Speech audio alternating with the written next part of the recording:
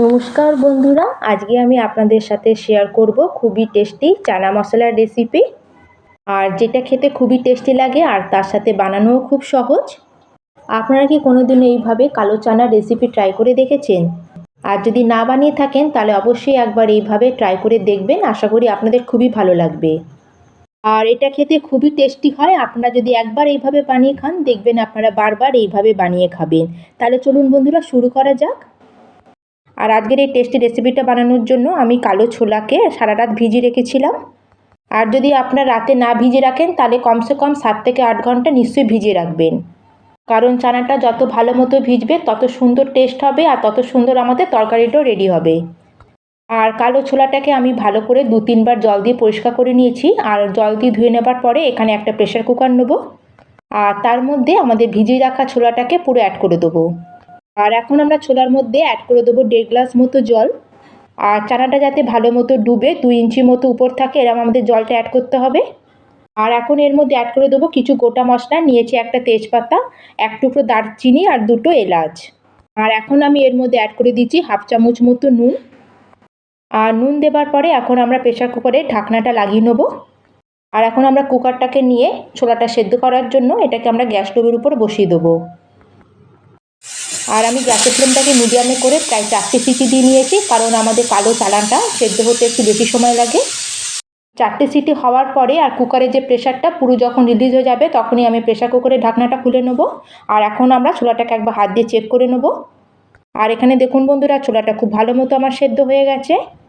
আর আমাদের খেয়াল রাখতে হবে ছোলাটা যেন বেশি সেদ্ধ হয়ে গলে না যায়। ছোলাটাকে যখন আমরা হাত দিয়ে একটু চিপবো তখন ছোলাটা এইভাবে একটু গলে যাবে, কিন্তু এটা গোটা থাকবে, এরকমই আমাদের সেদ্ধ করে নিতে হবে। আর এখানে আমি চানাটাকে খুব ভালো করে সেদ্ধ করে নিয়েছি। এখন তাহলে আমরা নেক্সট প্রিপারেশানে চলে যাব। আর এখানে গ্যাসে আমি একটা কড়াই বসিয়ে নিয়েছি, আর তাতে নিয়ে নিয়েছি বড় চামচে 2 চামচ মতো সর্ষের তেল।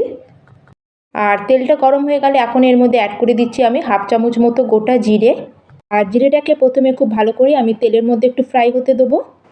আর জিরেটা যখন ভালো মতো ফুটে যাবে তখন আমরা এর মধ্যে অ্যাড করে দেবো একটা মিডিয়াম সাইজের পেঁয়াজকে। আর পেঁয়াজটাকে এখানে আমি একটু পাতলা পাতলা সরু সরু করে কেটে নিয়েছি। আর এখন আমাদের পেঁয়াজটাকে কন্টিনিউ নেড়ে হালকা যতক্ষণ না গোল্ডেন ব্রাউন কালার হচ্ছে ততক্ষণ একটু নেড়ে নিতে হবে। আর এখন আমরা গ্যাসের ফ্লেমটাকে একদম লোতে করে দেবো, আর আমাদের পেঁয়াজটাকে এখানে ভালো মতো একটু ফ্রাই হতে দেবো। আর যতক্ষণ এদিকে আমাদের পেঁয়াজটা ফ্রাই হচ্ছে ততক্ষণ ওদিকে আমরা নেক্সট প্রিপারেশানে চলে যাব। আর এখানে একটা গ্রাইন্ডিং জার নিয়েছি, আর জারের মধ্যে অ্যাড করে দিচ্ছি কিছুটা পরিমাণে পুদিনা পাতা আর তার সাথে কিছুটা পরিমাণে ধনে পাতা। আর এখানে ধনে পাতা আর পুদিনা পাতার পরিমাণটা আপনারা একটু কম বেশি করতে পারেন, কিন্তু এটা আপনারা অবশ্যই দেবেন। আর এখন আমি এর মধ্যে অ্যাড করে দিচ্ছি 4-5টা কাঁচা লঙ্কা, 8-10 কোয়া মতো রসুন আর 1 ইঞ্চি আদার টুকরো। আর তারপরে এখানে একটা রাফলি কেটে আমি মিডিয়াম সাইজের পেঁয়াজ নিয়ে নিয়েছি। আর এখন আমি এর মধ্যে অ্যাড করে দেবো 1/2 কাপেরও কম টক দই। আর দইটাও আপনারা একটু কম বেশি করতে পারেন। আর এখন এটাকে আমরা খুব ভালো করে গ্রাইন্ড করে নিয়ে চলে আসবো। আর এই দেখুন বন্ধুরা, এটাকে আমি পেস্ট করে নিয়ে চলে এসেছি। আর এই ধরনের আমাদের একদম ক্রিমি টাইপের একটা পেস্ট রেডি করে নিতে হবে। আর একটা জিনিস আপনারা খেয়াল রাখবেন, যে যে উপকরণ আমি ব্যবহার করেছি এই পেস্টটা তৈরি করতে আপনারা সবই অ্যাড করবেন, একটাও বাদ দেবেন না। তাহলে এখন এটাকে সাইডে রেখে আমরা ওইদিকে পেঁয়াজটাকে চেক করে নেব। আর এখানে দেখুন পেঁয়াজটা আমি ফ্রাই করতে রেখে গেছিলাম, পেঁয়াজটাও এখানে হালকা ব্রাউন কালার হয়ে গেছে, এর থেকে বেশি এটাকে আমি আর ফ্রাই করব না। আর পেঁয়াজটা যখন এরকম ফ্রাই হয়ে যাবে তখন আমি এর মধ্যে অ্যাড করে দেবো 1/4 চামচ মতো হিং। আর হিংটা আমি এখানে পরেই অ্যাড করি, কারণ হচ্ছে হিংটা দেবার পরে কড়ার নিচে লেগে যায়। আর হিংটা আপনারা অবশ্যই অ্যাড করবেন। আর হিং দেবার পরে এটাকে ভালো করে আমি পেঁয়াজের সাথে মিক্স করে নেব। আর এটাকে ভালো করে মিক্স করার পরে এখন আমি কিছু এর মধ্যে ড্রাই মশলা অ্যাড করব। প্রথমে দিয়ে দিলাম 1/2 চামচ মতো ধনে পাউডার, 1/2 চামচ হলুদ গুঁড়ো, আর সুন্দর একটা কালারের জন্য এখানে আমি অ্যাড করে দিলাম 1/2 চামচ মতো কাশ্মীরি লঙ্কা পাউডার, আর 1/2 চামচেরও কম অ্যাড করলাম গরম মশলা। আর তারপরে আমরা যে পেস্টটা বানিয়ে রেখেছিলাম সেটাকে এখন এর মধ্যে অ্যাড করে দিলাম। আর পেস্টটা দেবার পরে এখন সব মশলাকে খুব ভালো করে আমাদের মিক্স করে নিতে হবে। আর গ্যাসের ফ্লেমটা এই সময় আমরা মিডিয়ামে রেখে প্রায় 2 থেকে 3 মিনিট মতো এটাকে ভালো করে একটু কষিয়ে নেব। কারণ এর মধ্যে দই আছে, দইটা অ্যাড করার সঙ্গে সঙ্গে আমাদের যাতে দইটা ফেটে না যায় সেজন্য এটাকে খুব ভালো করে আমাদের মিশিয়ে নিতে হবে। আর প্রায় 2 মিনিট মতো হয়ে গেছে, আমি এইভাবে কন্টিনিউ এটাকে নাড়িয়ে ভালো মতো একটু কষিয়ে নিয়েছি গ্রেভিটাকে। আর এখন আমি যে মিক্সিং জারটা পেস্টটা বানিয়েছিলাম সেই জার ধুয়ে 1/2 কাপ মতো আমি জল এখানে অ্যাড করে দিলাম।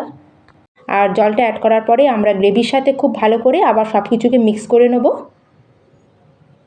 আর জলের সাথে এটাকে খুব ভালো করে মিক্স করে আমরা আরও 3 থেকে 4 মিনিট এটাকে কভার করে একটু কুক করে নেব, যাতে যেই মশলাটা আছে খুব ভালো মতো কুক হয়ে যায় আর তার সাথে পুরো অয়েলটাও সেপারেট হয়ে যায়।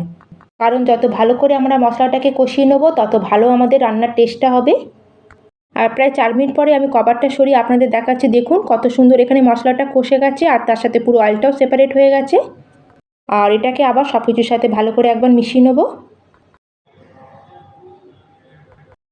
সব কিছুকে ভালো করে মিক্স করে নেওয়ার পরে এখন আমি এর মধ্যে অ্যাড করে দেবো ছোলাটাকে, যেটা আমি সেদ্ধ করে রেখেছিলাম। আর এখানে আমি পুরো ছোলাটাকে জল সমেত এর মধ্যে অ্যাড করে দিয়েছি। মানে যে ছোলাটা সেদ্ধ করার যে জলটা ছিল সেটাকে আমি পুরো এর মধ্যে অ্যাড করে দিচ্ছি। সেই জলটাকে আমরা ফেলে দেবো না, কারণ এখানে আমরা কোনো আর এক্সট্রা জলের ব্যবহার করব না। আর ছোলাটাকে ভালো করে মিক্স করে এখন আমরা 5-6 মিনিটের জন্য এটাকে কভার করে দেবো। আর 5-6 মিনিট পরে এখানে আমি ঢাকনা সরিয়ে আপনাদের দেখাচ্ছি। আর এখানে দেখুন গ্রেভিটা আমার আগের থেকে একটু ঘন মতো হয়ে গেছে। আর এখানে গ্রেভির কনসিস্টেন্সিটা আমাদের এরকমই দরকার। আর এখন আমি এর মধ্যে অ্যাড করে দিচ্ছি নুন। নুনটাকে আপনারা চেক করে অ্যাড করবেন, কারণ আমরা বয়েল করার সময় ছোলাটাকে নুন অ্যাড করেছিলাম। আর তার সাথে এখানে আমি অ্যাড করে দিচ্ছি 1/2 চামচ মতো কাসুরি মেথি। আর তার সাথে এখানে অ্যাড করে দেবো কিছুটা কুচানো ধনেপাতা। আর সব কিছু অ্যাড করার পরে এখন এটাকে খুব ভালো করে আমরা মিক্স করে নেব। সব কিছুকে খুব ভালো করে মিক্স করে আবার এটাকে আমি কভার করে দেবো প্রায় 2 থেকে 3 মিনিটের জন্য। আর খেয়াল রাখবেন এখানে কিন্তু গ্রেভিটাকে আমরা খুব বেশি পাতলা রাখবো না, যেহেতু আমি একটু রুটি দিয়ে এটা খাবো সেজন্য এটা গ্রেভিটাকে একটু আমি ঘন মতোই রাখছি। আর আপনারা চাইলে গ্রেভিটাকে আর একটু পাতলাও রাখতে পারেন। আর ভালো করে মিক্স করার পরে এখন আমরা গ্যাসের ফ্লেমটাকে বন্ধ করে দেবো। আর আজকের আমার এই কালো চানার তরকারির ফাইনাল লুক দেখুন কত ডেলিশিয়াস দেখাচ্ছে। আর এখানে আমাদের চটপটা চানা মশলা একদম রেডি হয়ে গেছে। আর এখন এটাকে আমরা গরমা গরম একদম সার্ভ করে নেব। তাহলে বন্ধুরা আজকের আমার এই রেসিপিটা আপনাদের কেমন লাগলো অবশ্যই কিন্তু আমাকে কমেন্ট করে জানাবেন। ভালো লাগলে একটা লাইক করবেন, শেয়ার করবেন। আর চ্যানেলে যদি নতুন বন্ধু হয়ে থাকেন, চ্যানেলটিকে যদি এখনও সাবস্ক্রাইব না করে থাকেন তাহলে প্লিজ চ্যানেলটিকে সাবস্ক্রাইব করে দেবেন। তাহলে আপনারা এই চানা মশলাটা অবশ্যই একবার ট্রাই করবেন, এটা খেতে খুবই ভালো লাগে। আর এটা আপনারা ভাত, রুটি, পরোটা, লুচি সব কিছুর সাথেই খেতে পারবেন। আর তার সাথে দেখলেনই তো বন্ধুরা বানানো কতটাই সহজ। তাহলে আমি আজকের মতো এখানেই শেষ করলাম। আবার চলে আসবো অন্য একটি নতুন রেসিপি নিয়ে। ধন্যবাদ।